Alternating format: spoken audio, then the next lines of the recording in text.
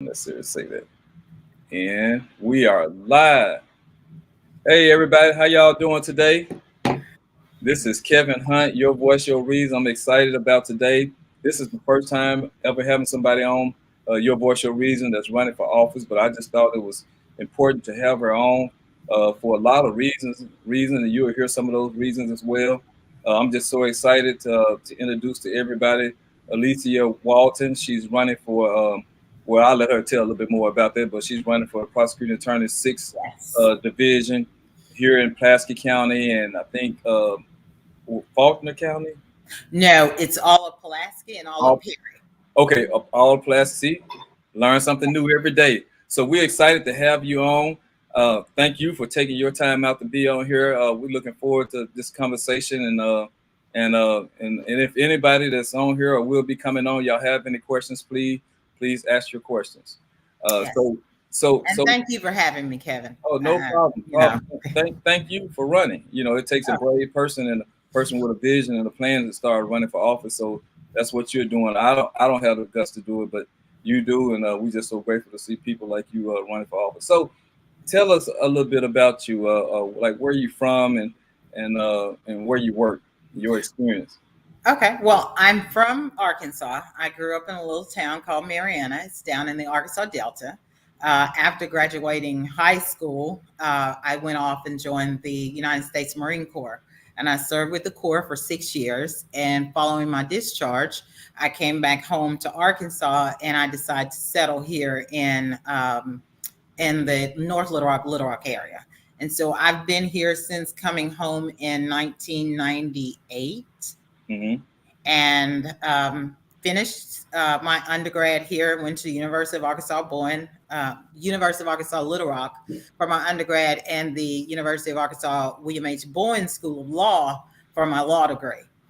And currently, I work as a criminal defense attorney with the Pulaski County Public Defender's Office. So I defend the rights of the accused.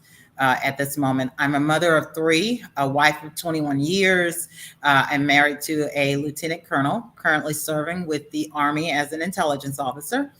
Um, I have three children. They all graduated from North Little Rock High School, and I Okay, still live here in North Little Rock. okay, public school. Hey, you have a dope resume, a very impressive Arkansas educated, uh, Arkansas raised. I'm very impressed with your resume. Well, thank you. Thank you again. Like I said, and I just want to, because we have about 30 minutes. I just want to kind of ask you, because this is, I think this will be the most important question when people hear this and come back to this, is your why. Like your why are you running for a prosecutor attorney uh, office, and not only your why this time, like why right now? Well, because now is the time. If not now, then when is a phrase that my dad would always say to challenge us. If not now, then when? Because we always kick the can down the road and say, well, maybe later, or if this person doesn't do this, then yeah, I'll do that. Well, I'm not that type of person. I bought into my dad's if not now, then when. And so when I graduated from law school and received my law degree, Kevin, I went to work with the Pulaski County Public Defender's Office. Later on, I went into private practice. But while I was at the Pulaski County Public Defender's Office, I saw a need for the Veterans Court. And Mhm. actually, I'm the person that began that conversation, collaborated with the VA, and we were able to get it established. And I established it because I saw that, we have two VA hospitals here, but yet veterans were being, treated hostile within the system. They were not being directed to the VA to receive treatment where they can receive treatment free of cost, Mhm. free of charge for whatever it is that's going on with them. And so that just, got under my skin a little. And it's like, well, why isn't the system doing more to handle this? And at that point, I was saying the system. And Mhm. so as I continued to practice, and now, Veterans Court has been in business for over 10 years, and I've been practicing longer than that. And along the way, I helped to establish other positive um, avenues within the system, such as the Little Rock District Court mental health probation program, and then sat on the steering committees for the CSUs. Well, I had another idea. And the idea was, how do we, sort of slow down mass incarceration? And the one way to do it was that we deal with those individuals who were first-time offenders.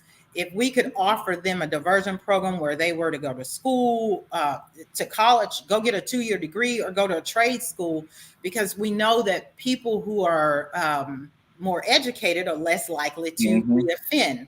And so we sat and had conversations with all of the stakeholders, the prosecuting attorney's office included, and that door was slammed shut by the prosecutor and said we didn't need that program, when I believe that we needed that program. And there was no explanation as to why they would not, at least let's try something, because mass incarceration is exploding, and Arkansas is the number one southern state for mass incarceration. I mean, we are number one for incarcerating people here in Arkansas that are nonviolent. And so that just irked me. And so I began to wonder, if he said no to this, then what about other programs that we can avail ourselves of? Will he say no to that? And so I just sat and thought about it and said, I'm not going to sit and wait and see if he's going to say no to something else. I'm going to challenge him. If he runs or if he doesn't run. I'm running for prosecutor because I think now is the time for us to start making the necessary changes in order to, we need to combat the cycle of criminality that is going on in Pulaski County. We must tackle the issue of mass incarceration. We have communities that are in pain, and they have been in pain for years, Kevin. And so we've got to start addressing these issues. And a lot of people look at it and say, well, this is a police problem. This is a police problem. Well, it's not a police problem. Many people may not realize that the prosecuting attorney is in charge of making sure that those who come in contact with the system are rehabilitated. He's in charge of making sure that those who are incarcerated are rehabilitated. He's in charge of what charges are filed against you, whether they be misdemeanors or felonies. Does he look at every charge, or do they have, some of those prosecutors have some discretion? Well, right. He has a team that reviews it. Other deputies will review them. But if all those people have the same mindset, if all those people have the same mindset, sentiment, then it's going to be easy to make decisions that he or she wants. And that is true. Yeah. And go ahead. Go ahead. No, go ahead. And if you allow, we must evolve with time. Time evolves, and currently the policies we have in place are those policies that brought us out of Banging and Little Rock. Well, we know how old Banging and Little Rock is. We should not be currently still utilizing those policies and procedures. At some point we must evolve past that, and we must put policies and procedures in place that are going to assist us in moving forward, and also ensuring that number one is public safety stays number one, and that we are creating an environment where the generations that come behind us, will not have to deal with these issues. And I know firsthand that, the prison industrial complex is a multi-million-dollar business. And so, to build more prisons and put more people in prison is not going to make us safe, because when that individual is released from prison, or when that person is released on probation, if they don't receive the adequate rehabilitative services, they go back to their old ways. And so they begin to, prey on those that are in their communities all over again. And so we're not safer because they went to prison. Actually, we're just given a reprieve until that person is released, and we need to keep praying that, hey, I hope he doesn't go back to his old ways. But really, the citizens shouldn't have to do that. They should be assured by the prosecutor that, I went in and I fought to make sure that when that person is placed on probation, there is actually rehabilitative services out there. And I know a lot of people are probably saying she's talking a lot about these services. How much is it going to cost the taxpayer? But what we fail to realize is that these services are already in place. We just need to utilize our resources better. Yes, yes. And when you said something about the diversion program, I just don't feel like everybody that committed crime should be headed to prison, especially on their first offense. And I'm not sure what the numbers are about first offense people going to prison, but like there has to be something.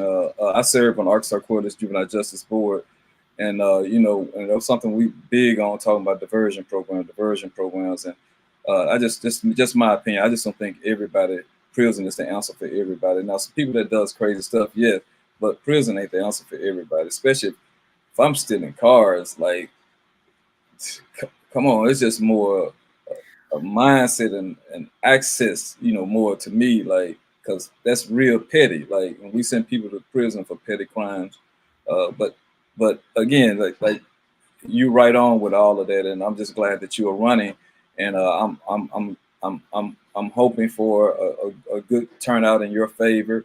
And somebody asked me a question about, and I missed it, and maybe he'll get on and ask Well, that wait, question. is it the question by Mr. Story? Yes, yes. Yes, and I read his question. Thank you, Mr. Story, for that question.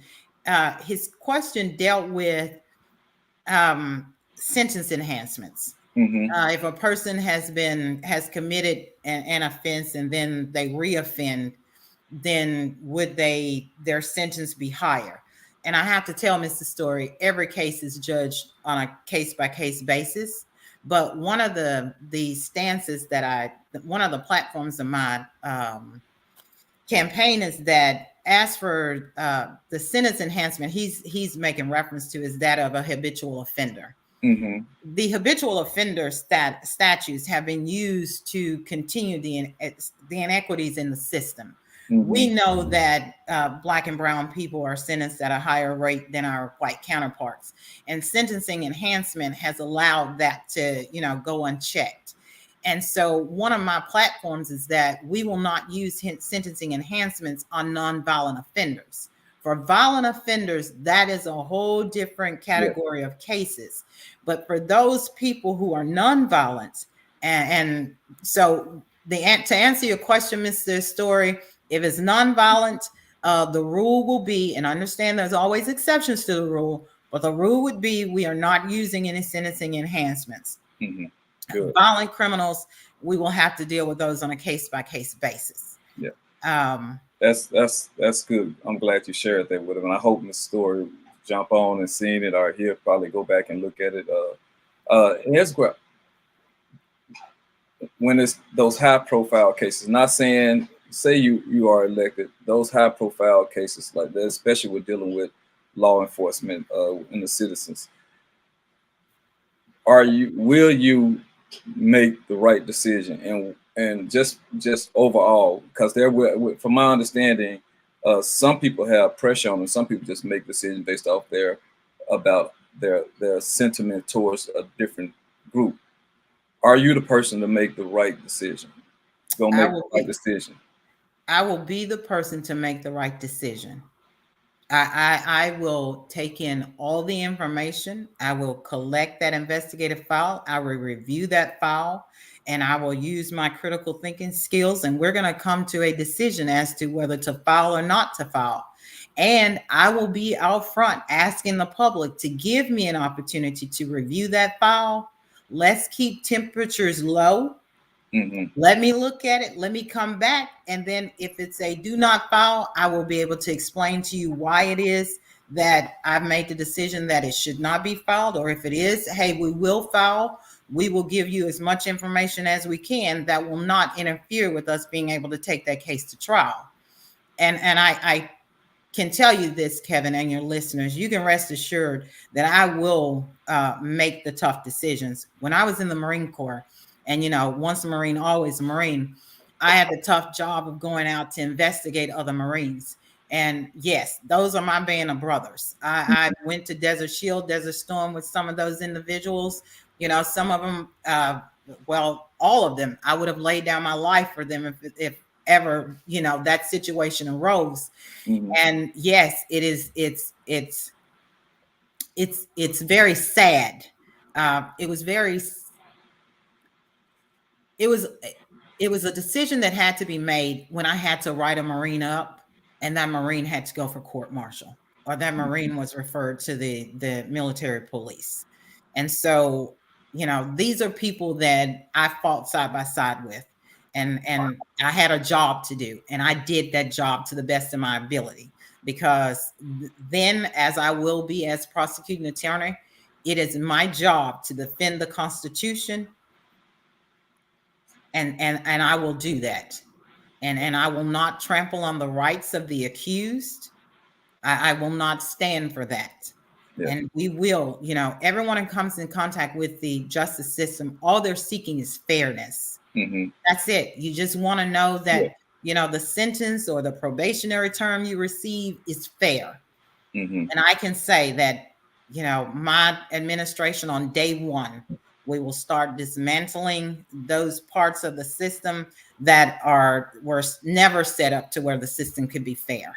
And we will ensure that the system is fair, and all who come before it, guilty or innocent, victim or defendant, you will understand that the system treated you fairly. Yeah. And I think sometimes when people think about fairness and unfairness, we think about the mistreatment of African Americans. But through my experience, I have talked to plenty whites that have said, "Man, look, that wasn't right. The prosecuting attorney was wrong for that. He or she could have did, whatever.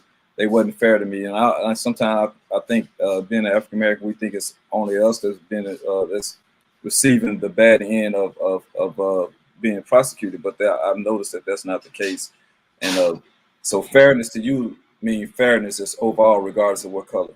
Yeah, regardless, race, creed, color, sexual orientation, doesn't matter to me. Because I think I am there just to address the conduct that you have exhibited, and whether or not that conduct is criminal in nature. mm-hmm. And then taking into account the circumstances surrounding that conduct, and making a decision as to how we will resolve this case. Far too often, the mitigation evidence that a defense attorney has to provide to the state, it's not even listened to by many. And so we've got to change that, because you can't make a decision without having the full story. And you've got to be open to receiving information from wherever it is, and be able to filter out what's important and what's not important. And far too often that's not happening. I mean, I agree. I've seen too many. I've seen too many young men to come into court, and the argument at a bond hearing is they associate with known gang members. When I'm sitting there fighting for my client to get him a decent bond, a reasonable bond as is required under the law, and you make that statement, and this is a young man who grew up in a neighborhood, and he grew up with these friends, and they have been his friends since they went to Head Start together, and he didn't follow the same path as his friends. And we all have those shady friends that, hey, look, I don't go to the store with you, we don't hang out together, but we're friends. But for that to be used against you, just you don't hang out with them, you're not involved with their, whatever they've got going, if they are associated with a gang. These are just people from the neighborhood, and you all still live in the neighborhood. And I believe that it's wrong to use that against them in order to get a higher bond. Let's just talk about the conduct that he has exhibited, the acts that he's committed. Let's not bring in all of these, well, maybe he's in a gang, maybe she's in a gang, because then that inflames the emotions of the person who is to remain neutral and objective. All of a sudden you say the word gang, and it's like, ooh, okay, these are some very bad people, when that's not the case in a lot of the cases that come before the court. So a lot of things that are being done are not right, but we're going to change them. I have a plan to deal with rebuilding trust and everything. Yes. Rebuilding trust by being transparent and accountable for the things that are going on. Yes. Dealing with the escalation of violence by making sure that our juvenile justice system is providing adequate rehabilitative services to our juveniles, and working with those two juvenile judges over there. They have a vision and an idea, and I'd like to sit down and chat with them and see where we can collaborate to make juvenile court bigger and better than it is, and not bigger as in bigger we need to build a different court. Just what services can we bring in to slow down this escalation of violence, because we have to capture these young people before they put a gun in their hand. Once they put the gun in their hand and pull the trigger, we're in a whole different world. But if I can catch you, if you come in contact with the juvenile justice system, if we can capture you there and provide adequate intervention, then we can save many. Many will not go on to pick that weapon up and pull a trigger in anger, or but we've got to be willing to work together and collaborate on these issues. And the prosecuting attorney is also responsible for community engagement, and there will be an office of community engagement in my administration where you can come in and discuss with me what's going on in your community, because I need to know what's going on the streets in order to better address public safety. If I stay locked away from the public and I'm you can't access me, then really who do I represent? Yeah. And I no lie, just sitting here listening to you talking, just breaking all that down, I'm like, when is the time to vote? Like, can I go vote already? Like, yes. Just seriously, when somebody listens to this, and that's why I wanted you to have the conversation, you share your vision for the prosecuting attorney. I think they'll be very pleased and should be really encouraged to get out and go vote, regardless of what county it was, Perry County or Pasco County, because fairness has not sprinkled down to the people that need it over the last however many years it has been. And this is the type of what the young people say, pressure now. That's the pressure that we need. Go ahead, Kevin. I'm part of that system, but go ahead. But yes, I ask everyone to go out and vote. May 9th is the beginning of early voting. May 24th is the actual election day. So you have from the 9th to the 24th. And I encourage all of you to get out and go and vote. For the first time in 20 years, you will have a choice as to who will be the arbiter or criminal justice. Did y'all hear that? Would you say that part again? The first time in 20 years. First time in over 20 years.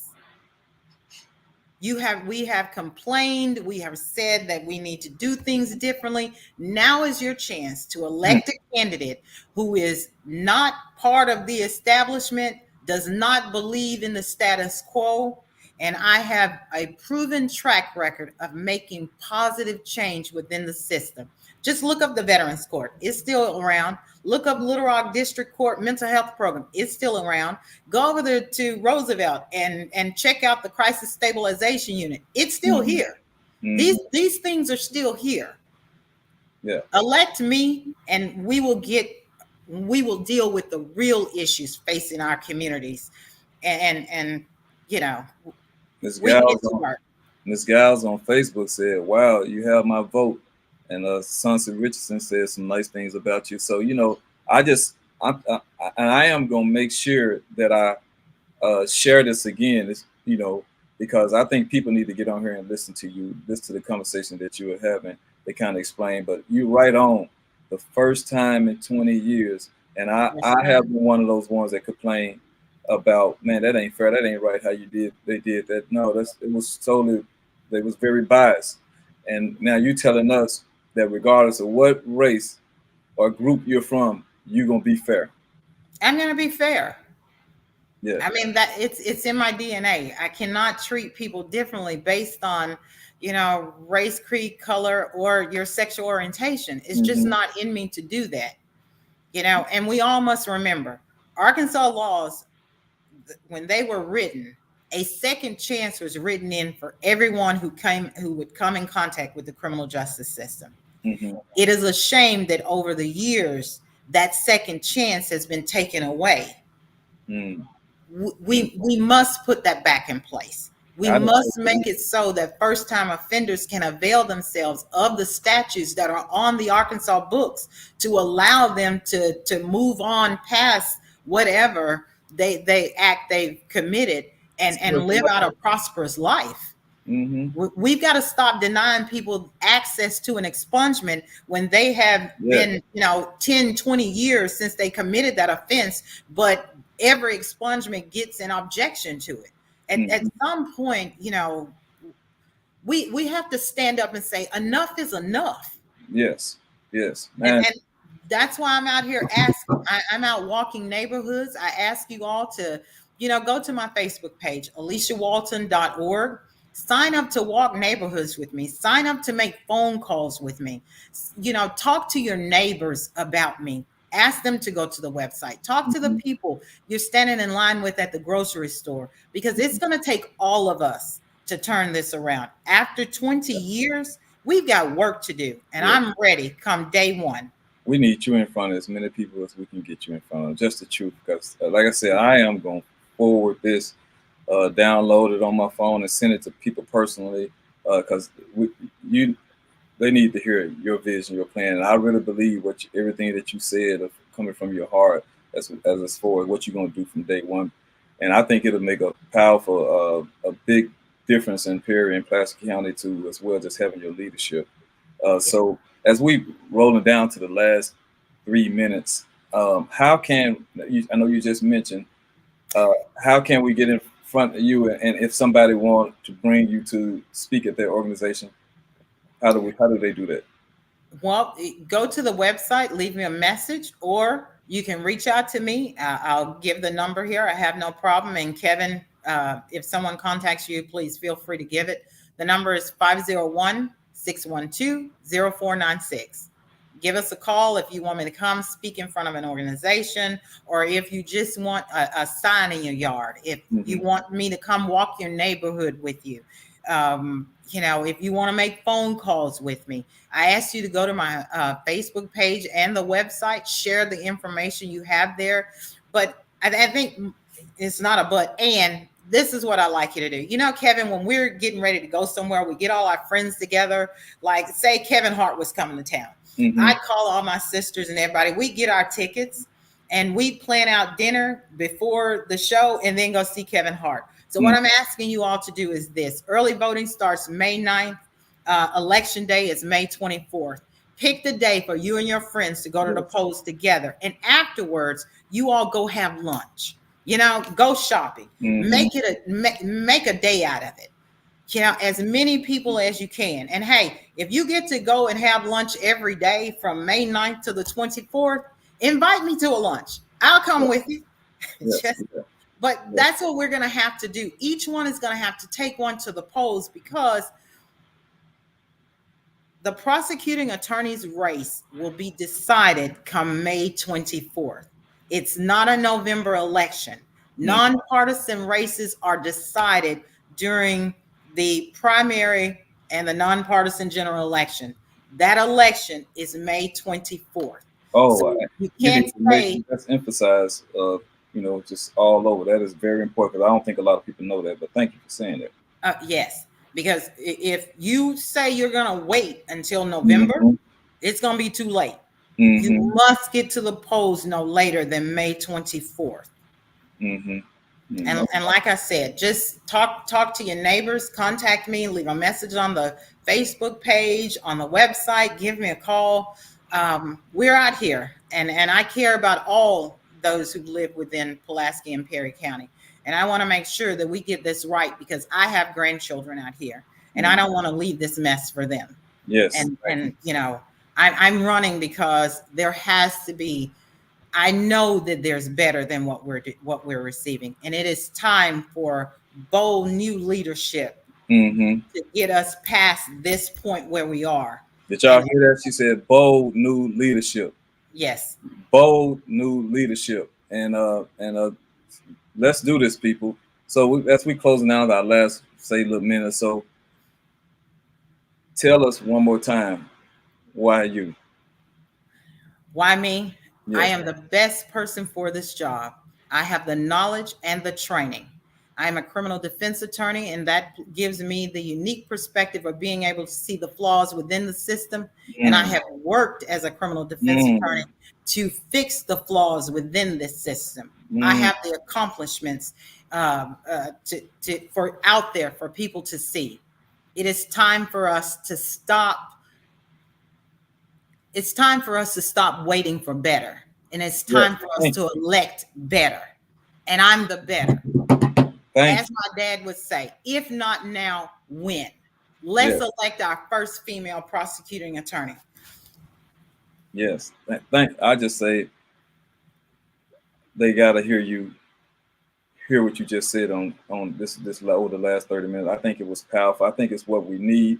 I think it's time to mobilize and let's get that vote out. And thank you for reminding us that on May the 24th is the decision for the prosecuting attorney in Placer County, Perry County, 6th Division will be on May the 24th and not November. I think you are right on when you say sometimes people are like, well, I vote for her in November. Well, November, no, she won't be there if you don't go there and vote today. And we're going to need every vote. So, Ms. Walton, I just want to just thank you. You share with us everything that we needed to hear. I'm really motivated, and I'm going to talk to you a little later about some things, how I can help you out. I came in before you got on here. I had not decided on a prosecuting attorney position, but after listening to you speak, after hearing your vision for the prosecuting attorney office, I can say that you have my vote. You have me and my family vote, and I'm just really appreciative. And I just hope my friends who are on here and who will go back and listen to it get a chance to be encouraged and inspired by what you just said. So I just want to thank you, and hopefully maybe before the May the 24th, we can get you back on here to kind of push people on through this last little road. Is there anything else you would like to share before we get off? Yes, I'm always ready to share. Go to aliciawalton.org, and remember, May 9th begins early voting. May 24th is election date. Let's do this. It's time for Alicia Walton. It's time for bold new leadership. Amen. Amen. Thank you all for everybody. May the 9th. Get out and go vote. Just like she said, make it a day. And I think that's a powerful strategy. Make it a day to get out and vote with your friends. Go have lunch, set it out. Just like she mentioned, man, make it a day. So, Miss Walton, I appreciate you. And I'm looking forward to a positive outcome. And if you ever need me, just let me know.